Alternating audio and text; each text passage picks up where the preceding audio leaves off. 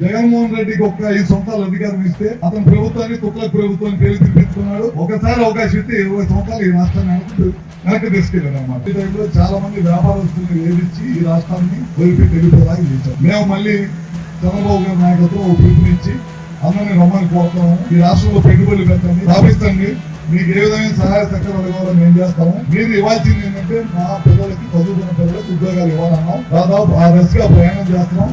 20 లక్షల ఉద్యోగాల ధ్యేయంగా ఈ ప్రభుత్వం పనిచేస్తుంది. ముఖ్యంగా రాయలసీమ, ప్రకాశం జిల్లా లాంటి జిల్లాల్లో ఎక్కడ కూడా ఇబ్బంది లేకుండా, ప్రజల మీద కక్ష సాధింపులు లేకుండా ఈ కార్యక్రమాలన్నీ చేసుకుంటూ ప్రజలకు చేరాలనేది ఈ ప్రభుత్వం ఒక ముఖ్య ఉద్దేశం. ఏ విశ్వాసంతో, ఏ నమ్మకంతో ఎంత పెద్ద ఎత్తున ఓట్ చేసి మమ్మల్ని గెలిపించారో ఆ నమ్మకాన్ని ఏ మాత్రం కూడా సన్నగిల్లకుండా మేమందరం కూడా కలిసికట్టుగా పనిచేసి గ్రామాల్లో అక్షరాలు లేకుండా ఉండే వాతావరణాన్ని నెలకొల్పి. నా కాన్స్టిట్యున్సీ కూడా మీ కాన్స్టిట్యున్సీ లాంటిది.